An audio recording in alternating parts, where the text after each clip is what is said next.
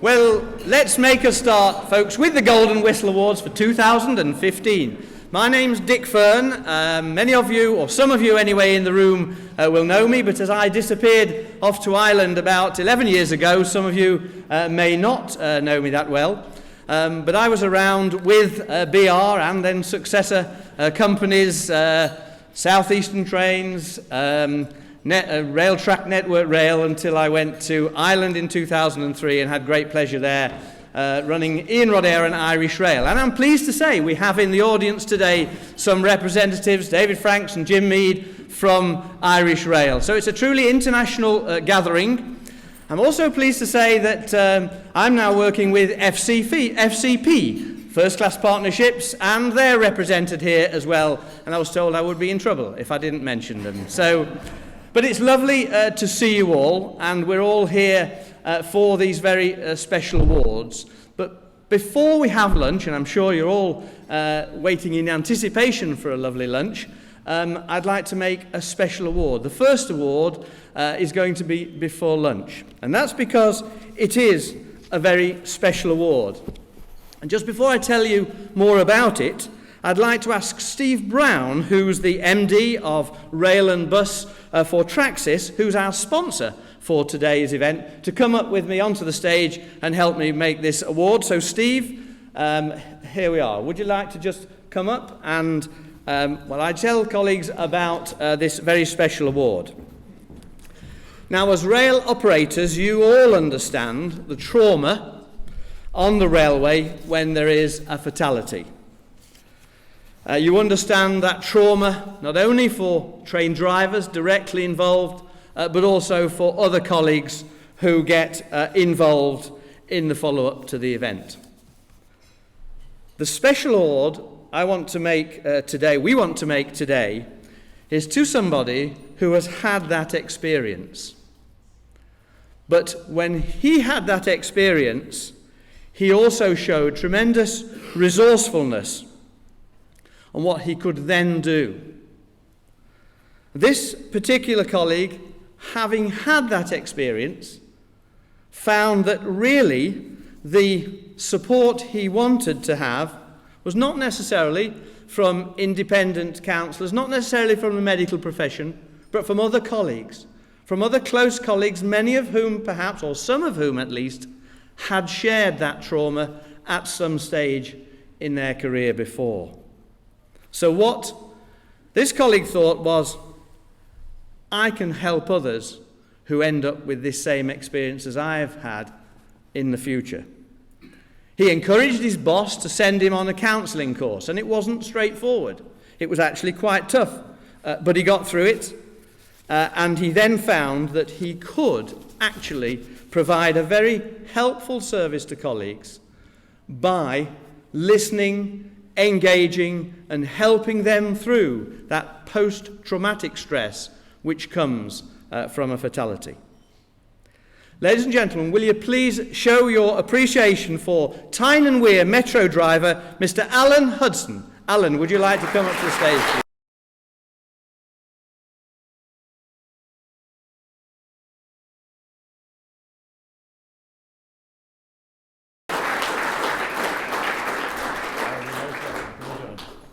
Now, just as Alan receives his presentation, let me tell you a little bit more about Alan.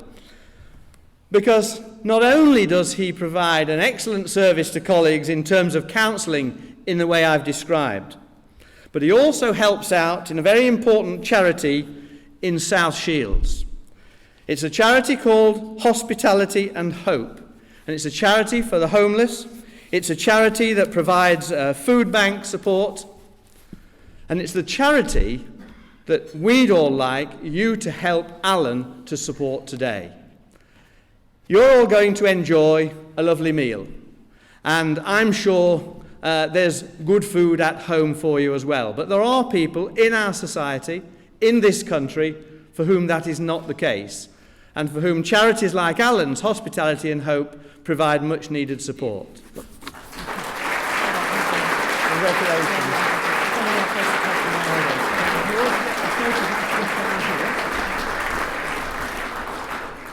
And we're now coming to that important time to introduce our guest speaker.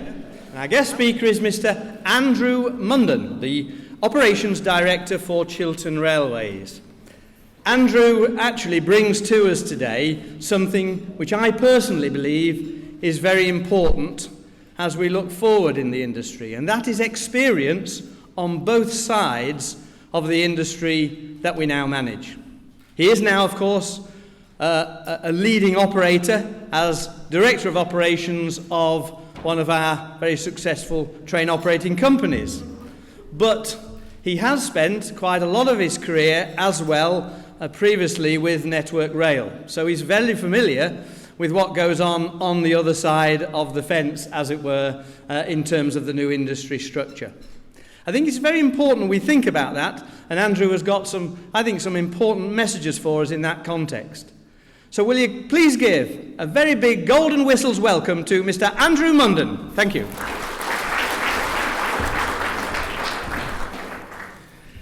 Good afternoon, ladies and gentlemen. I apologise in advance. I've had a bit of a dodgy throat for the last week or so this is not me trying to impersonate George Clooney and be terribly husky. It's now 34 years since I joined the then Chief Civil Engineers Department of British Rail's Southern Region down in Croydon. And this invitation to speak to you today led me to stop and reflect on some of the changes that have occurred in that time, particularly in the world of operations. Organisations such as the London and South East sector, Network South East, the business-led divisions, Railtrack, OPRAF and the Strategic Rail Authority have all come and gone in that time. And yet the trains still run on time and they are far busier. And more importantly, we run a far safer network than when I first joined the railway. The year that I joined British Rail, there were 27 staff fatalities, and no one really thought that was anything exceptional.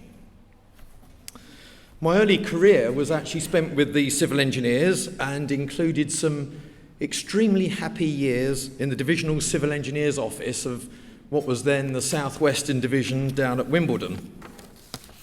Interestingly, one of the most challenging jobs that I ever had to become involved with in all that time was not actually a major bridge reconstruction or indeed a big station reconstruction, but rather it was the challenge set by Chris Green, who was coming in as the incoming director of what was to become Network South East. And when he took one look at Waterloo Station, he issued the edict that he wanted a new office fit for a director, and he gave us 72 hours to do it. Some of you might remember, if you're of a certain age, the programme on television Challenge Annika. Well, we did it too, just without the 1980s Lycra. So in 1993, I was given the opportunity to become part of the team preparing the railway for privatisation. And it ended with me joining what became the South West Division of Railtrack.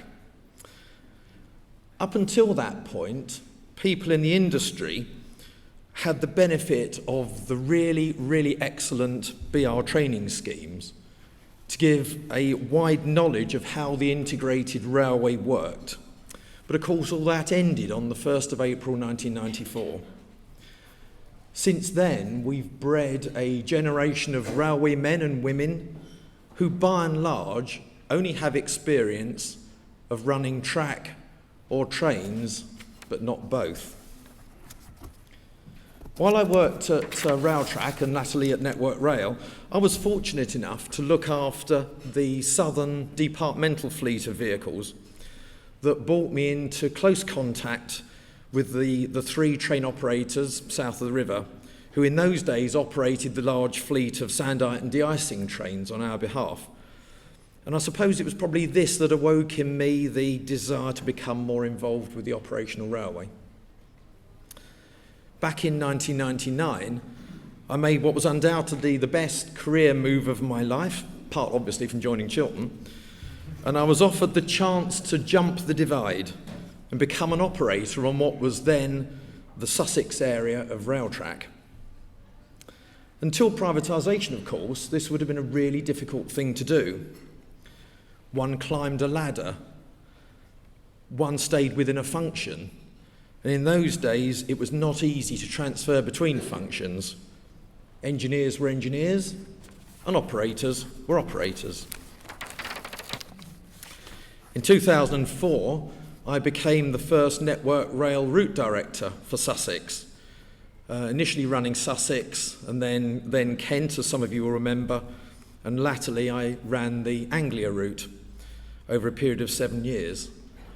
And while I was in Anglia, I was the Network Rail lead point of contact for 16 passenger and freight operators.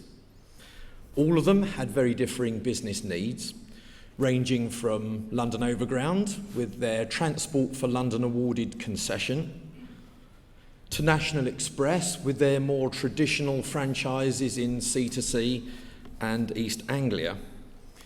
And then the commercially driven operators such as Freightliner, both intermodal and heavy haul, and GB Rail Freight. By the time I left Anglia, we were running 4,400 trains a day, which I think is no small challenge. And as such, I was in daily contact with those operators' senior management teams and managing directors. I have to say, in the case of Laurel, this was far too close a contact and far too frequent for comfort until we started a poor performance round on the North London line. And I prided myself on understanding their needs and what they wanted.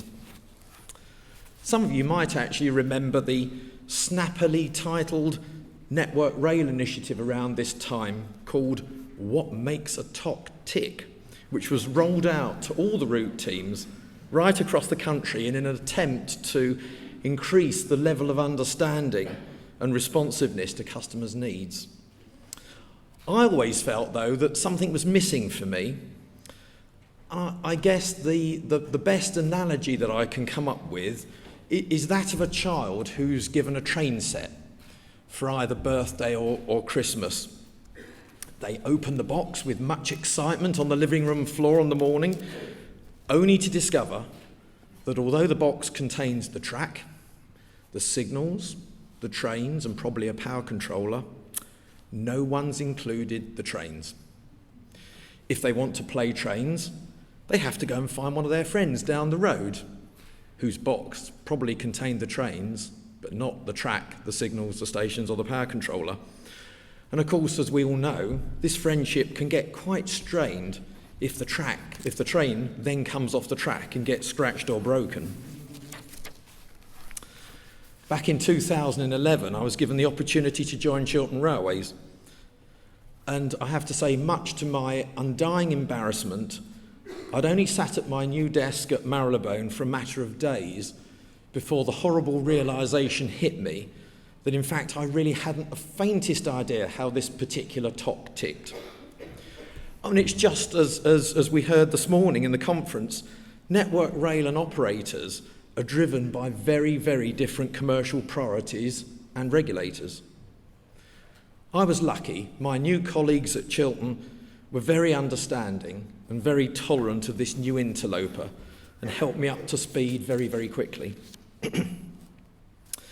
Having for many years managed signallers, mobile operations managers and other frontline staff, I found it particularly interesting to move into the driving cab to compare and contrast what went on.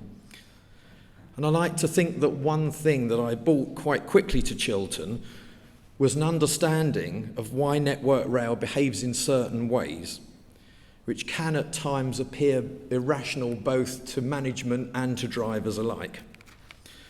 Since then, we've spent a lot of time developing a close collaboration with Network Rail, based on a mutual understanding of each other's business needs, of which more later. When I joined the railway, there was a very clear structure of professional organisations providing leadership to the different functions, ranging from the institutions of civil, mechanical and electrical, and signal engineers, to the Permanent Way Institution for track. So if any of you are wondering what PWI meant, it's that. But there was nothing for operators And I think operators were regarded with some suspicion by just about all the different engineering functions, and I'm sure were not considered professional in the least by any of these long-established bodies. It was therefore long overdue when the Institution of Railway Operators was formed back in 2000 to raise the standards through operational training, the sharing of knowledge and best practice, and to represent operators at all levels throughout the industry. It's really, really good to see how the institution has developed in that time, with even full chartered status now being on the cards. Certainly for me, one in the eye then, for the concrete farmers and grease monkeys amongst you. As the network gets busier and more congested, we increasingly rely upon split-second, highly professional operation, just as much as we rely upon the trains, the track and the signals. But I believe there's still a lot more that can be done to bring together the operational skills of track and trains. Network Rail made a good start a few years ago by establishing the Track and Train Graduate Scheme, but we should surely pause to consider exactly how many senior managers at the top of the industry today have hands-on experience of running track and trains, let alone the next generation who will succeed us in not many years' time. I sat down the other day and did a quick fag packet calculation, and I could think of no more than 30 people at the top of the industry today who've done that.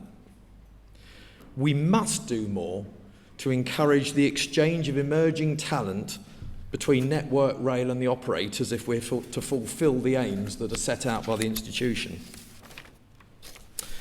So, what about Chiltern? There's a nice picture of it there.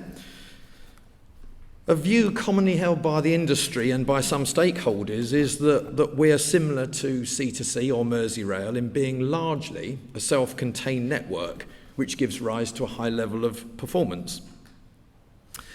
The Chiltern network covers 222 route miles, so we're small but perfectly formed. We operate a mix of London suburban, long-distance mainline and rural services, and yet, contrary to popular belief, we share every single mile with other passenger and freight operators.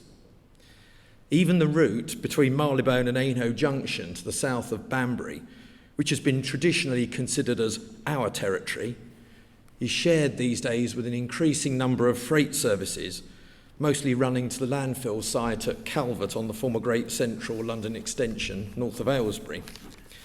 These all have to be pathed across the increasingly congested single-track branch from Prince's Risborough to Aylesbury, home incidentally to the oldest passenger trains now outside the Isle of Wight. And they have to dovetail into the Chiltern 100-mile-an-hour timetable south of Risborough. When I moved to Anglia in 2009 as route director, it struck me that the North London line lacked real operational focus and was very much the poor relation to the Great Eastern and the West Anglia main lines. Any large incident on either of those generally meant that the North London line received very little attention. At the time, Laurel was struggling to raise PPM to the level required by TfL, and I therefore created the post of area manager to focus solely on North London and Thameside.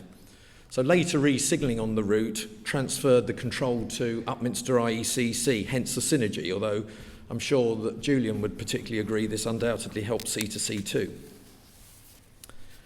From that time, Laurel's PPM began its inexorable upward march to the level that we see today. And upon arriving at Marylebone, it immediately struck me that a similar situation existed in terms of focus, especially on the increasingly busy Cherwell Valley section from Aynhoe Junction north to Leamington Spa and through the congested Snow Hill corridor in Birmingham.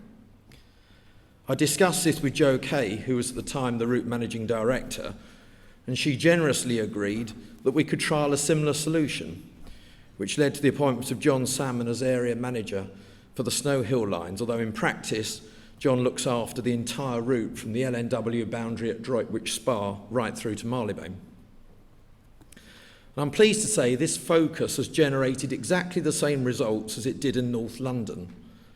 And the relationship that's developed between the route team and Chiltern has laid the foundations for the collaboration agreement that you'll have read about in the December edition of Modern Railways. Successful performance improvement groups exist, attended by Chiltern and London Midland, for both the Snow Hill and the Chiltern routes, which has led to some significant performance improvements in the Snow Hill corridor. Between us, we've solved performance problems using the pooled expertise of our performance and timetabling teams. Only by working closely together can we make this increasingly busy part of the network run well. The motto of the Great Central, as I'm sure some of you will know, was forward. And in keeping with that, we'll open in September the 6th to be precise, the first section of the new route from London to Oxford via a chord at Bicester, linking the Chiltern main line to the east-west route. This will be the first new main line linking two English cities for over 100 years, and appropriately, the Great Central was the last. Initially, services will run to the new Oxford Parkway station on the northern outskirts of the city, adjacent to the existing park and ride facility. And services will extend through to Oxford in 2016, once work has been completed at Wolvercote Tunnel and the new bay platforms are ready at Oxford. So as quick as you can, please, Patrick. The new timetable will see 10% more trains running compared to today, which is an increase of 18% against the timetable in operation before the first phase of Evergreen 3 was commissioned in September 2011. With the MAA climbing 2% in the period and a right time MAA of 85.6% at the end of last period, I think this demonstrates that in fact a busier network need not necessarily lead to lower levels of performance. To enable this change, our driver establishment has increased by 9% since 2011, and we'll have 14 more trains, plus the new Class 68 locomotives, which are currently in driver training in preparation for taking over from the existing Class 67 fleet in March. All of this will mean dovetailing together two mainline services from the West Midlands and from Oxford, ensuring that both perform to a consistently high level. And that's even before we start to consider the implications of HS2 construction traffic running to Calvert, or the next stage of east-west services via Aylesbury to Milton Keynes. There's one other very important relationship that I've not yet mentioned, and that's the one we have with London Underground. The Great Central London extension from the start shared the tracks of the Metropolitan Railway between Quainton Road in Buckinghamshire and Finchley Road on the approaches to Marylebone. Subsequent changes over the years mean that we now share the tracks between Amersham and Harrow-on-the-Hill, which is a distance of about 15 miles. And this is a truly unique arrangement in this country. Elsewhere, London Underground operate over network rail infrastructure, whereas our drivers have to work in accordance with the London Underground rulebook, and our trains have to be fitted with tripcocks to interface with the London Underground signalling system. Any delays on the Met can quickly affect other services out of Marylebone, and so London Underground contribute fully to the Chiltern performance strategy in exactly the same way as we in Network Rail do. So what are the key points for me? Well, it's all about having an inherently reliable infrastructure in the first place. The Saltley Maintenance Delivery Unit has consistently been one of the best performers in the country, with a very, very low level of maintenance backlog for well over a year now. It's all about having a timetable plan that's robust and is constantly refined with input from all the operators on the route. I would argue that a good plan develops a good rhythm of delivery. It's all about unremitting focus on operational delivery by Network Rail and ourselves. It's all about working really closely with other operators on those shared sections of route. Good examples being the recent amendment to a London Midlands set of empties at Birmingham New Street, which is not even on our route, which has in turn reduced the risk of a delayed cross-country service, impacting on our key AM peak up services at Leamington Spa, or indeed the retiming of a Freightliner service, which was regularly causing delay to our key West Midlands peak services in the Leamington area. Close working between operators and Network Rail undoubtedly brings real results, but I guess you don't need me to tell you that, do you? So, to sum up then, we must never underestimate the importance of professionalism among railway operators, and it's beholden on all of us to foster and develop that. I believe that it's critical that as an industry we address the current track and train skill gap through education, training and the joint development of resources. And lastly, we must never lose sight of the benefits of local managers such as John Salmon, who closely recognise the specific needs of operators sharing common lines of route. The IRO has a responsibility to foster and grow this professionalism, as it has capably demonstrated over the last 15 years, and it is without a doubt best placed to facilitate the cross-industry development of our resources. And I, for one, look forward to being part of that development. Thank you.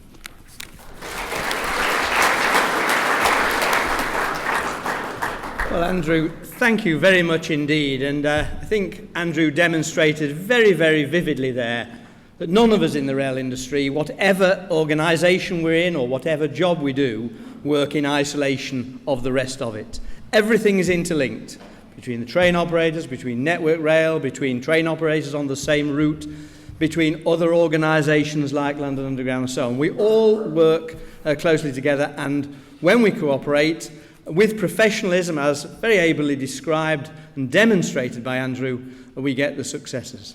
Would you please show your appreciation again for Andrew Munden? Thank you very much.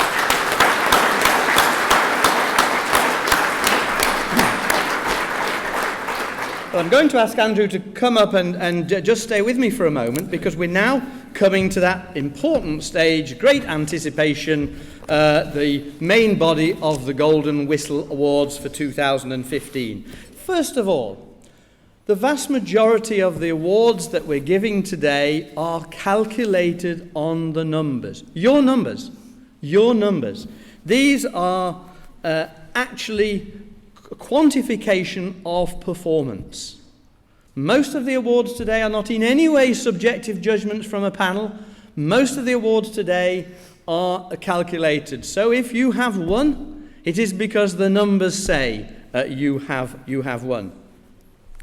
There are, in each of these categories around performance and associated areas, there are two awards: a silver whistle, and that signifies the most improved performance, and the golden whistle for the very best performance. Now, those of you a bit sharp on the old mathematics will be aware that, of course, you could win, be the best, and have made the best improvement. But we don't allow you to go away with two whistles in your pocket. You can only have one. So the award for the most improved, if the best winner is the most improved, is the second best. But nevertheless, there'll be a whistle for you if you are the best anyway for gold.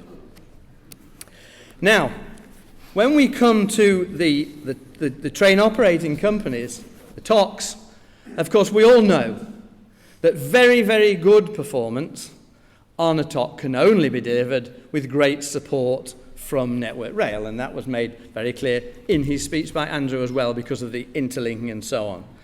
And I will actually ask if there are any colleagues from Network Rail, from the relevant route. You're very welcome to come up and to have your photograph taken with the winning TOC.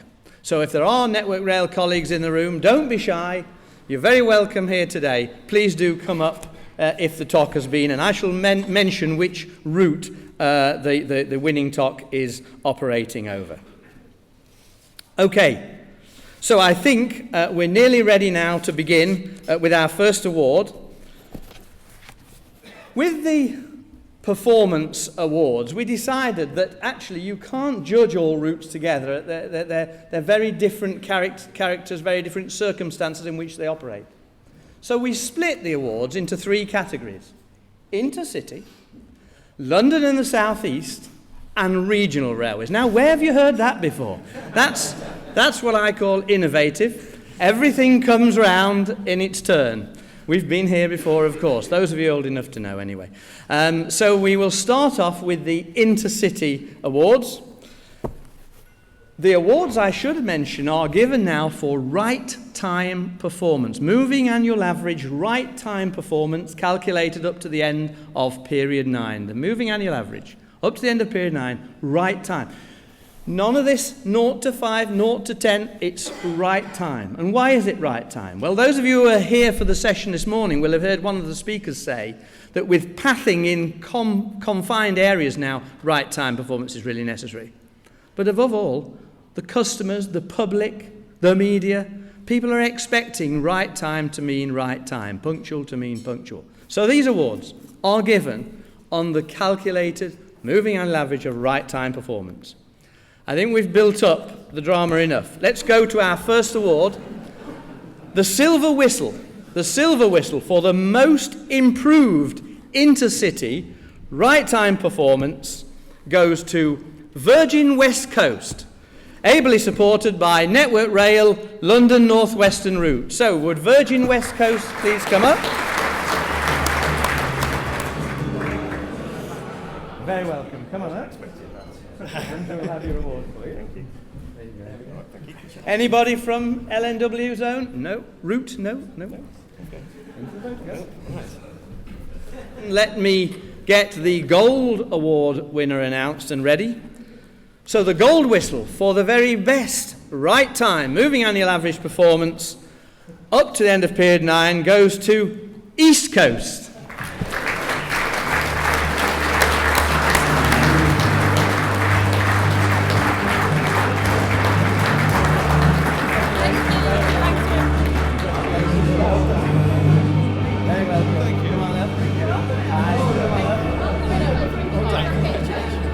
Congrats. Oh, my big team. There you go. Anybody? So, thank you all, and thank you, Andrew.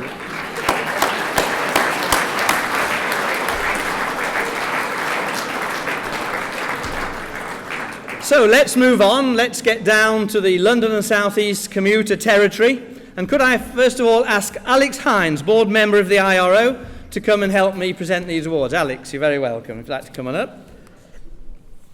Okay, let's go to the Silver Whistle then. The Silver Whistle for the most improved right time moving annual average goes to London Midland with Network Rail London and North West. So London Midland. Their faces shown. Here they go.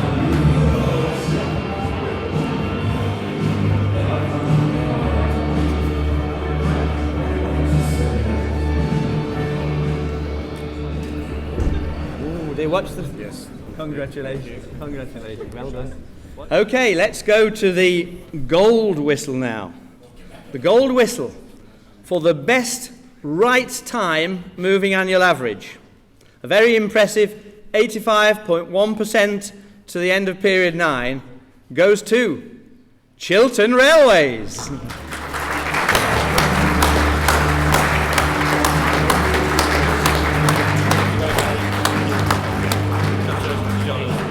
Well done, chaps. It's glad that you come up, not Andrew. Yes. I'm glad Andrew allowed the colleagues to come up for that. I thought it was very magnanimous of you, Andrew. Well done. So, congratulations to Chiltern Railways. Let's go now to the Regional Performance Awards. Again, same rules, right time, moving annual average. Can I ask Glenn Merriman, the chair of the IRO's South Eastern division, to come up. So Glenn's going to present these awards, and the Silver Award for the best improvement, the best right time improvement in the regional sector goes to First ScotRail, supported by Network Rail Scotland. First ScotRail. Well, we'll have to post the Silver Whistle to them.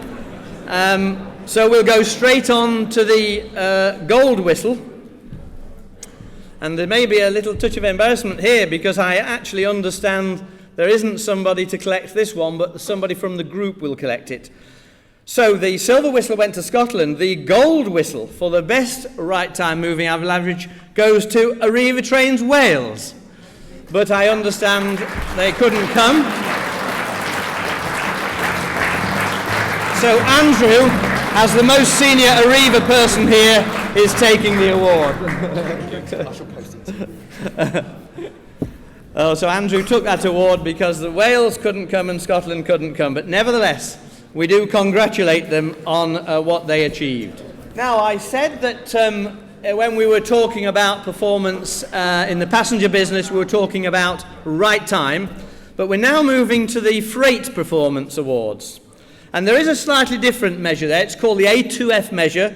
It's time to within 15 minutes. So on time or within 15 minutes is the freight measure with which we judge. And could I ask Paul McMahon from Network Rail, the Network Rail Freight Director, to come up, please, and help me with these awards. Paul, you're very welcome. The most improved freight performance on the time to within 15 minutes is Freightliner Heavy Haul. Freightliner.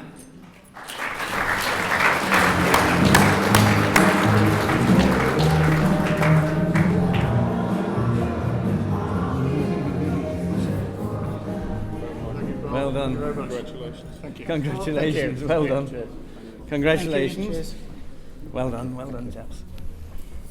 So while Freightliner are having their photograph taken with Paul, let me just get ready then the Golden Whistle colleagues for the best freight performance, and that is Direct Rail Services, DRS, Direct Rail Services.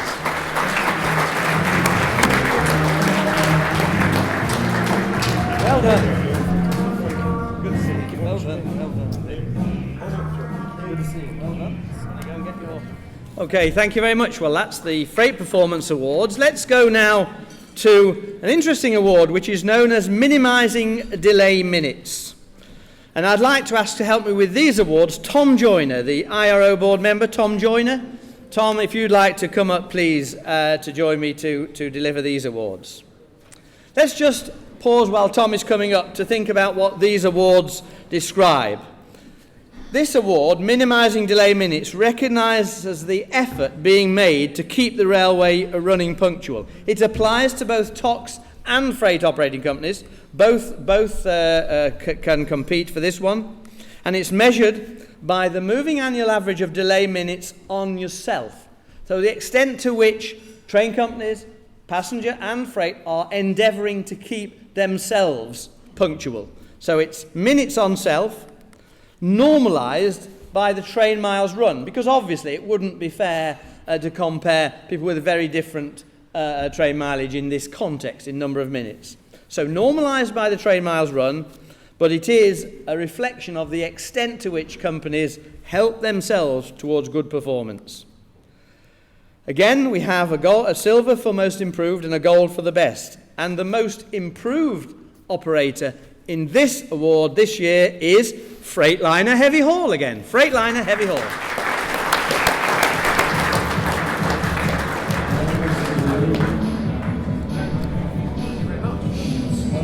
Well done again. Well done.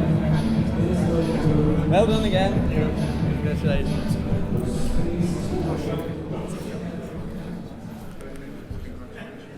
That's great, and while they're having their picture taken, let me tell you about the best operator under this measure. This year, the best operator at minimising delay minutes for themselves is East Coast.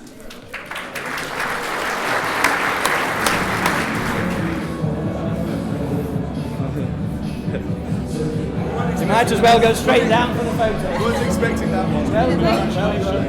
Congrats. Brilliant. 2 whistles, well done. You'll have a whistle each before you go home.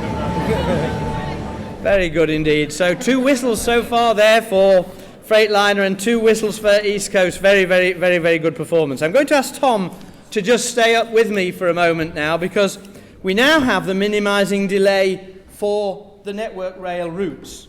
So this is where we measure the delay minutes on all operators caused by the Network Rail routes, normalised by the mileages on that route. So this is a measure to the extent to which Network Rail on their routes are trying to look after the incumbent operators on their routes. So we have the most improved, and we have the best, and the most improved Network Rail route. I don't think there's anybody here from this route to collect it, but as it's a route that has a lot of freight on it, and as we know that the Network Rail freight manager is here, Paul McMahon, we might ask Paul to come and collect it. It is the L&E and East Midlands routes. L&E and East Midlands. Paul, do you want to come up?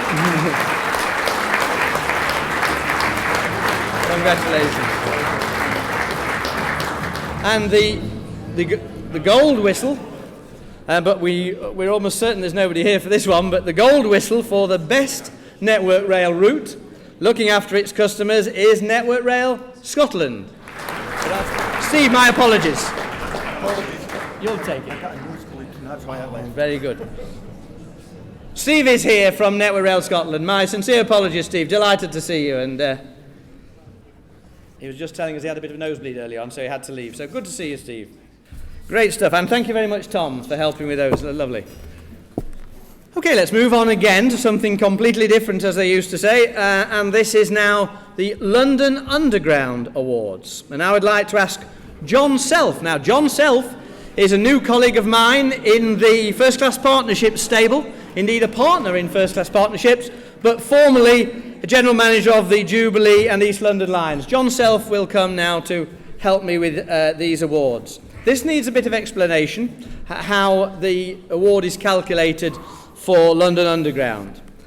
They have a measure on London Underground called lost customer hours, and what it does is it measures the total amount of passenger impact caused by incidents, not just on the direct train, but the knock-on effect right across the LUL network. It gives a real measure of the scale of problems in this context. So, of course, winning is obviously minimising lost customer hours. The routes on London Underground are very different in terms of where they are in the stage of modernisation and so on. So instead of having a most improved and best, we have a second most improved and a most improved. And the reason for that is obviously to, in some context, normalise the performance against the background in which they're operating. But the results in these categories are significant in terms of the improvement per annum.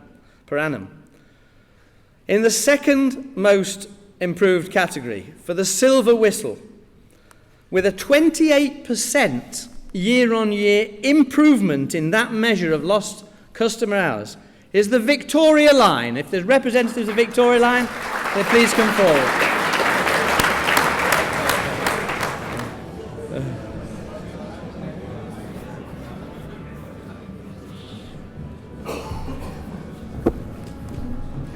Watch. Just step out. We're going to have a session. I was going to say, not yet. Congratulations. Well done, well done. I think we have to go down. Yeah, go down for your photo. Thank you. Well done. And then I'll sit back up Then sit back up again. Good man.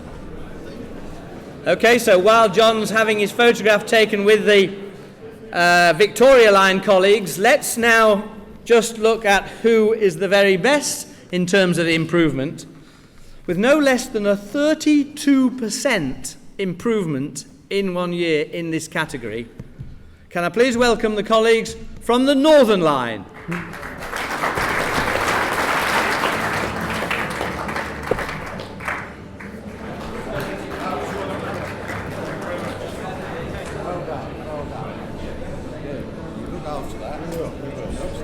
exactly the same. Must be an underground. Well done. Well, thank you very much, John, and congratulations, Northern Line colleagues. And that's the end of the calculated awards. That's the end of the awards where we had to calculate the numbers. Now we're going on to the very special People Awards. These, of course, are awards which are based on a judgment by a panel from the IRO. And we'll have two categories. We have outstanding people in terms of the outstanding individual, and we have Outstanding People Award in terms of an outstanding team. And I'd very much like to invite up to help me with these awards the Chief Executive of the IRO, Fiona Tordoff. Fiona, would you like to come up, please?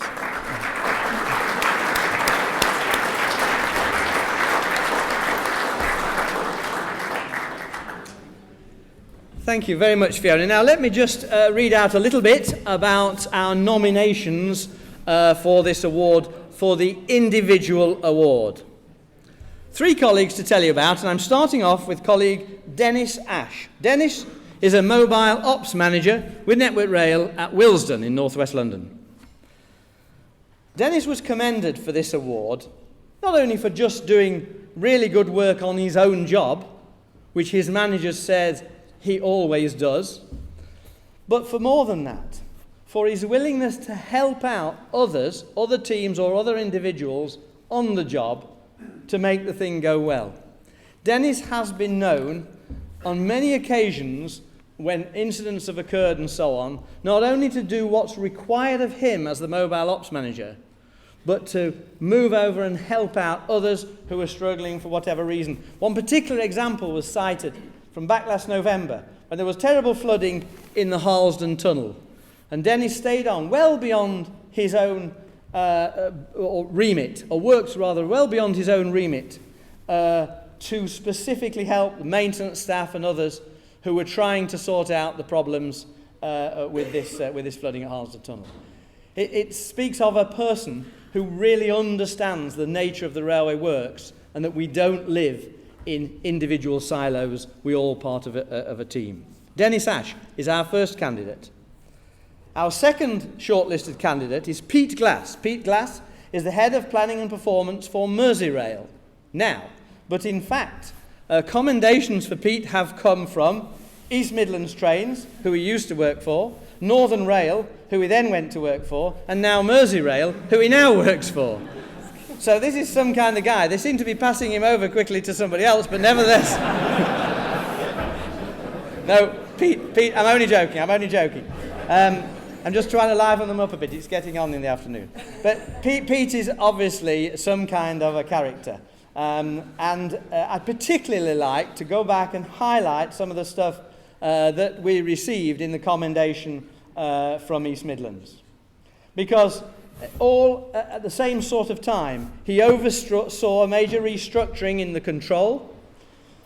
He played a very major part in East Midlands Trains' contribution to the overall Olympics traffic, and we all know how successfully every part of the railway industry got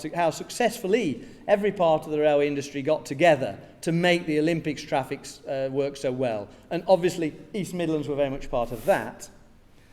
Meanwhile, he made lots of the arrangements for the Nottingham blockade as well. And again, those of you familiar with the big amount of work that's gone on at Nottingham, that was some big task. So our second shortlisted colleague is Pete Glass from Merseyrail now, formerly East Midlands and Northern. And finally, our third shortlisted candidate is Mark Wynne, who's a driver instructor from Southern. Now, Mark's commendation comes on the basis of a fatality, and we heard earlier on today, did we not, in our special award about excellent work done in a way to try and follow up on fatalities and how to look after other colleagues and so on. Mark Wynne comes into a similar category there. He had a fatality at Hawley on his patch on the Southern. He actually did see the remains of the person, so he himself will have had some effect on him.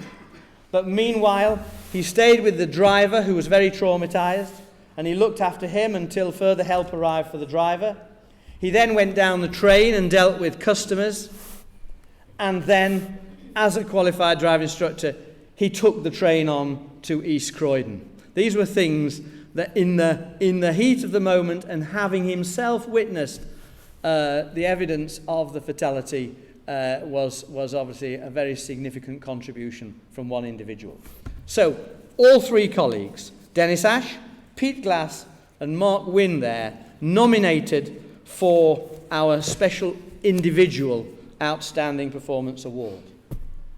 The winner, however, is Pete Glass from Merseyrail.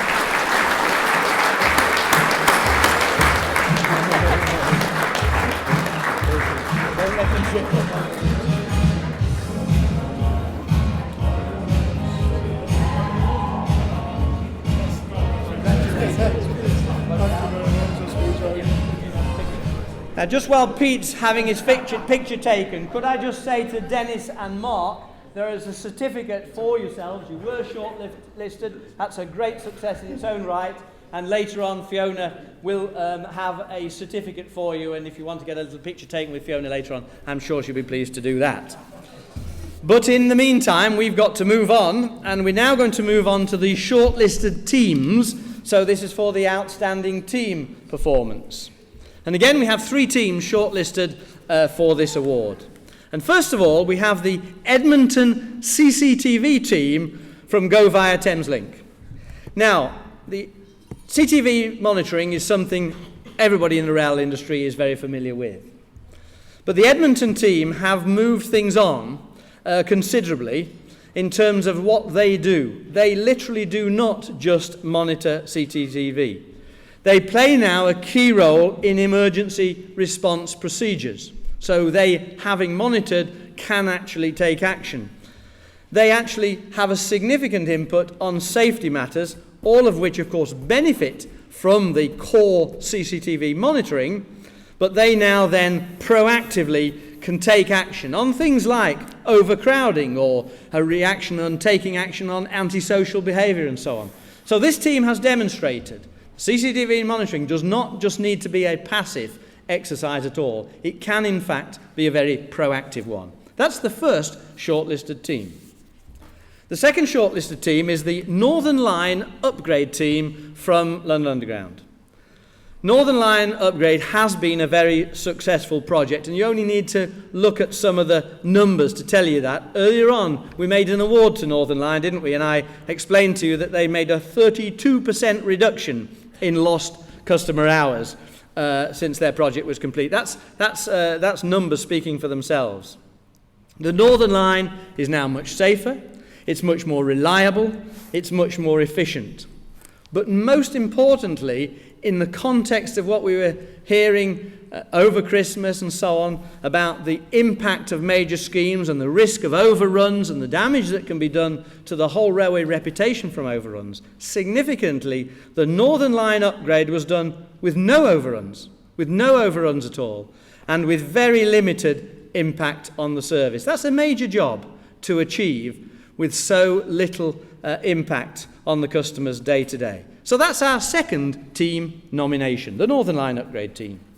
And finally, our third nomination goes to Mr. Pete Smith and the Network Rail South East Route team, who are looking after remote condition monitoring.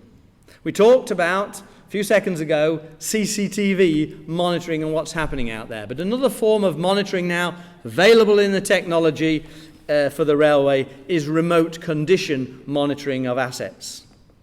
This team utilised remote monitoring to prioritise their interventions. That's the real benefit of it. It's the indicator when people need to step in before the failures occur.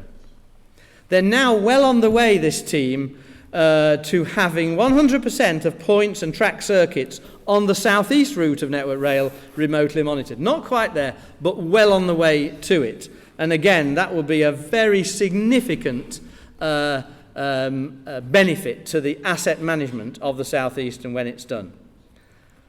Apparently, for their remote condition monitoring, they've even been known to use the Network Rail helicopter as well. So that's the fun side of the job. I'm sure there needs to be a bit of fun for everyone. So there are the three teams: the Edmonton CCV team, the Northern Line Upgrade team, and the Network Rail South East Route team on the remote condition monitoring. And the winner of this year's outstanding team is the Northern Line Upgrade team.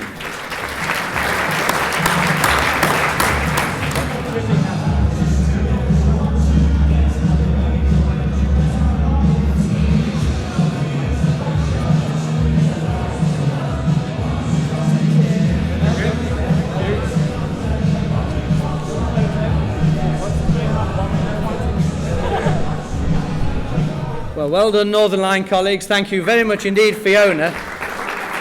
So, as they say on the Eurovision Song Contest, that completes the voting of the IRO jury. But I would like to just emphasise to you that this work doesn't just happen to get these awards. It does need quite a lot of organisation in the background. And just to say a few words to you, on behalf of the IRO, I'd like to invite back to the stage Glenn Merriman. Glenn.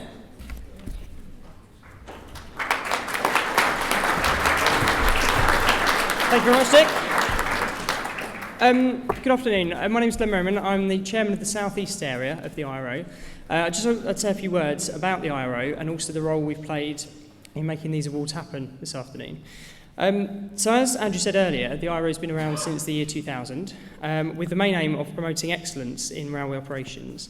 So there's quite a few people here, I think, who were involved at the beginning of the IRO and have got membership numbers that are very low numbers.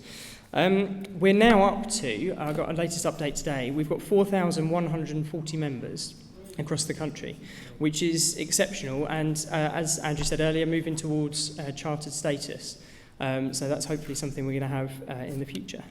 The IRO has two main areas of focus, one being the education courses, and we run certificate, diploma and degree courses. I myself have done a certificate course, which I was lucky enough to be sponsored through by FCC when I worked for them. And I found that very beneficial through the business side of it, through the railway operations knowledge that I gained, and also through the personal development plan which I put together and have been using since then in the jobs that the job that I had. The other main area of the IRO is the local area councils which arrange events calendars.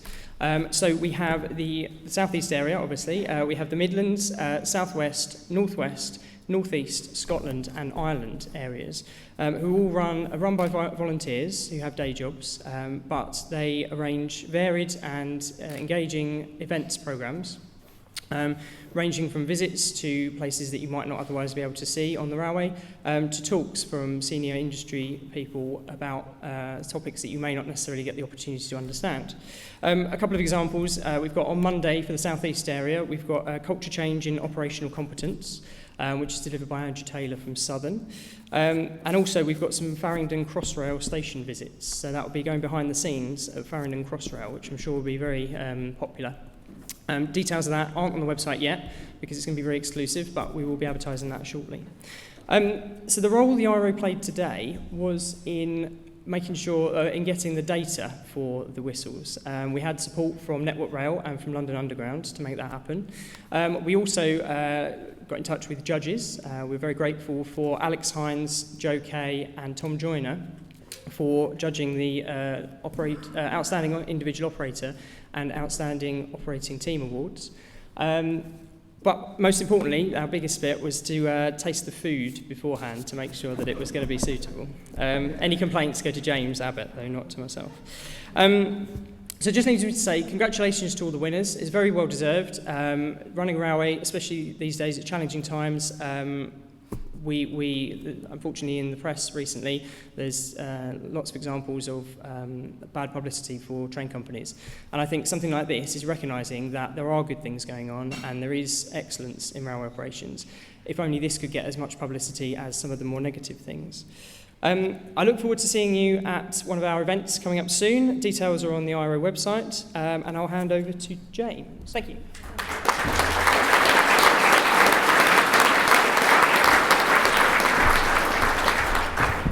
Well, thank you, Glenn. So my role is just to wrap up today's proceedings by passing on thanks to everybody who's helped make it happen. So our thanks to sponsors Traxis. Thank you to all the speakers in this morning's session, which I think we had some really interesting papers. And thanks to Andrew for the after-lunch speech. Thanks to Chris for chairing the morning session and Dick for comparing this afternoon. And Glenn and the IRO's team for organising all the awards, and thank you to the backstage staff who've helped make it all happen. And finally, it is my pleasant duty to inform you that we have raised over £1,500 for Hospitality and Hope in South Tyneside. So thank you very much for that.